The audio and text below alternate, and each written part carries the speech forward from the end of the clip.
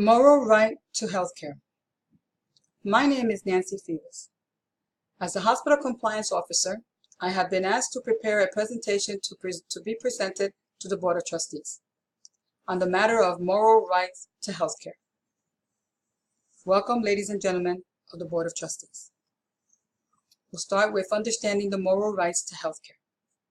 The conception of a cultural moral right is useful in capturing the social moral realities that underlie debate about universal healthcare.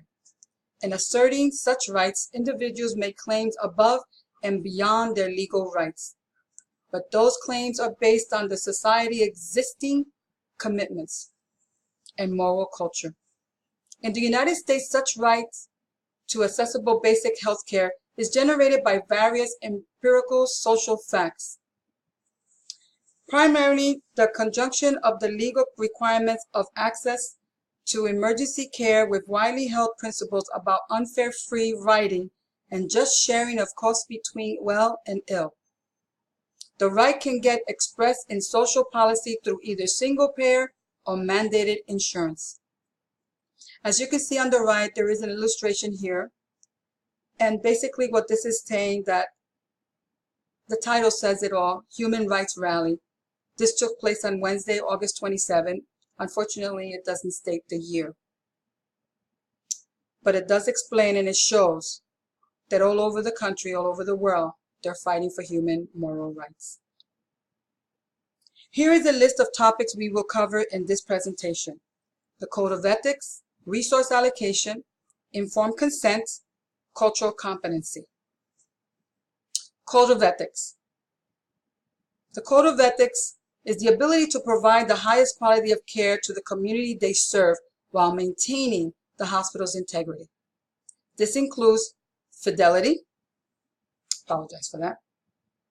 With fidelity, I would say, in doing so, being faithful, that is, this will earn the patient's respect. Confidentiality. At that time, all the patient's information is never shared or disclosed without the patient's consent. And respect, regardless of the race, ethnicity, religion, age, financial status, insured or not insured, and so on, we are to show respect at all times to our patients. We are here to help them, not to judge them.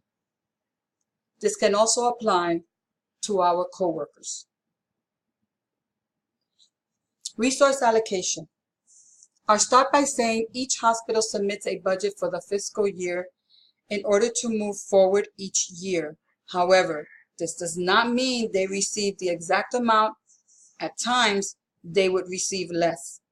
With that said, administrative department reviews the fiscal annual report and determine how much each department will be allocated using ethical decisions.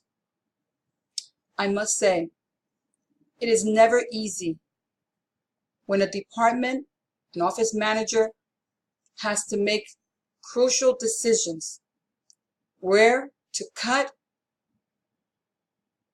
who not to serve, and who to serve.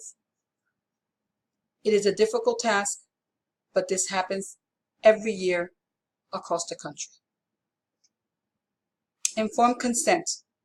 The legal and ethical requirement of informed consent has two key components: the ethical principle of respect for persons and their autonomy, and the value of integrity as a virtue to be fostered in healthcare. Informed consent. It is important to understand what does and does not constitute informed consent. Informed consent is not a form. It is a dialogue which fosters knowledge and comprehension between the person receiving the medical service and those providing it. With this said, a physician and a staff will not start any treatment whatsoever with a patient until the patient has signed the consent, which indicates they have read it and understood what it means. Continuing with informed consent.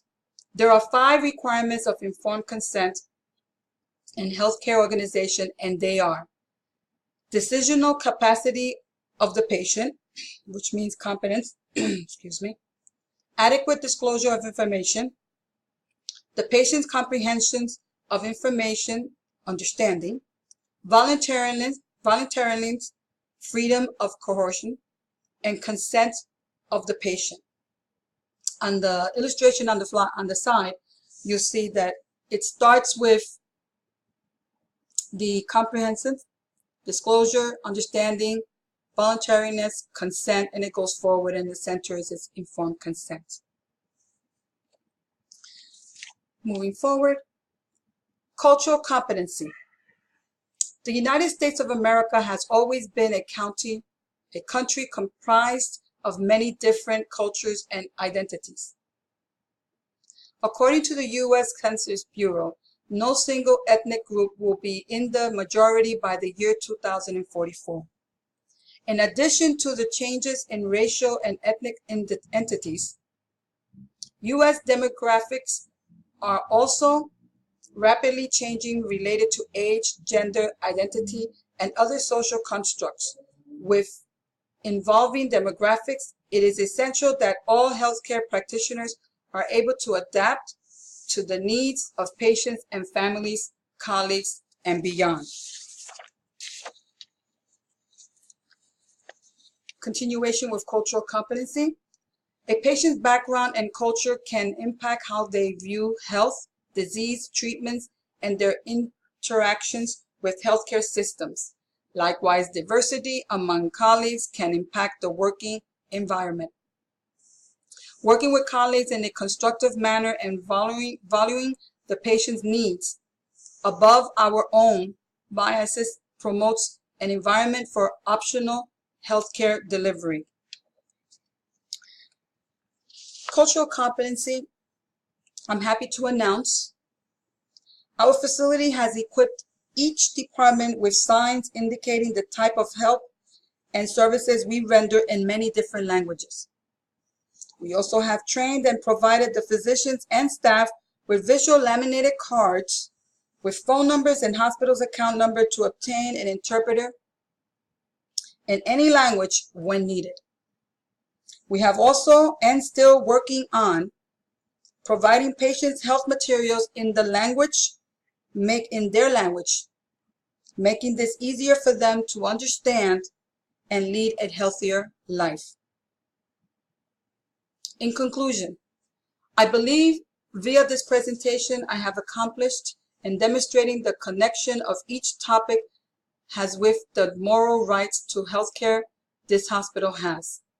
I am proud to say I work at a hospital that practices every day to provide the highest quality of care to all our patients.